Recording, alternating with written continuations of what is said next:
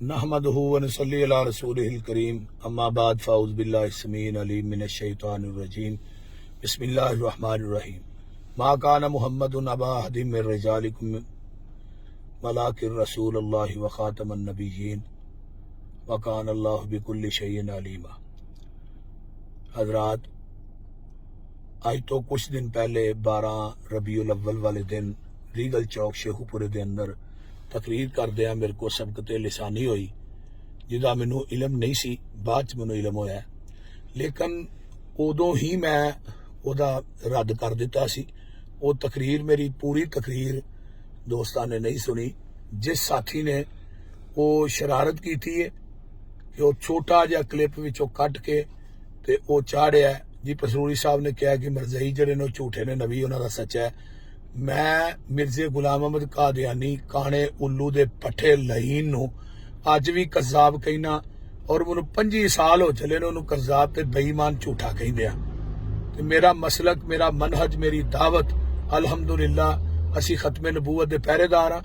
खत्मे नबूवत दी चौकड़ दी इंशाअल्लाह चौकीदारी करने वाले ही लोग हाँ। और मैं अल्लामा एहसान लाई ज़हीर शहीद दा रूहानी फरजांदा, यज़दानी साहब दा रूहानी फरजांदा, और इंशाअल्लाह 25-26 साल का अरसा हो गया इस मैदान के अंदर, और मैं अज भी खत्मे नबूवत की चौकर की चौकीदारी कर रहा और इंशाअल्लाह करता रहांगा।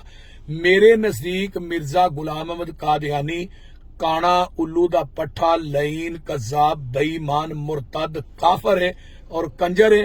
मैं उस खबीस नूं किस तरह सच्चा कह सकना? मेरी तो जिम्मेदारी अल्हम्दुलिल्लाह खत्मे नबूवत की वजह के उतों परचे होए, सारा कुछ होया, ऐसा हर चीज बर्दाश्त की थी है।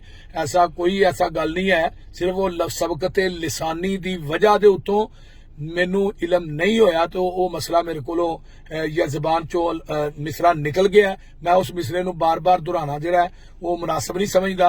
दूजे नंबर ते जिस साथी ने शरारत की थी है, इन्ना को क्लिप कट के विचों इन्ने को अल्फाज कट के उन्हें चाढ़े ने, उन्हें पैगंबर दी खत्मे नबूवत नाल गद्दारी की थी है। और इंशाअल्लाह ताला अल्लाह उस इंसान का बेड़ा गर्क करेगा जिस साथी जिन्हें काम किया है, और इंशाअल्लाह उन्होंने अल्लाह निशाने इबरत बनाएगा, अल्लाह उन्होंने पूछेगा इंशाअल्लाह ताला। ते बाकी कोई ऐसी गल नहीं है, वो तकरीर जी पूरी सुननी चाहिए है, और इंशाअल्लाह मैं क्या है इंशाअल्लाह उसका पूरा क्लिप जरा ना अगे पिछे का इंशाअल्लाह वो आ जाएगा। अल्लाह ताला अमल की तौफीक दे। सफर दी गल सफर है, बस मैं सफर दे अंदर हाँ। सफर दे विच ही इंशाअल्लाह ताला ये बात मैं सफर के दौरान ही कह रहा। इंशाअल्लाह जिस साथी ने शरारत की थी है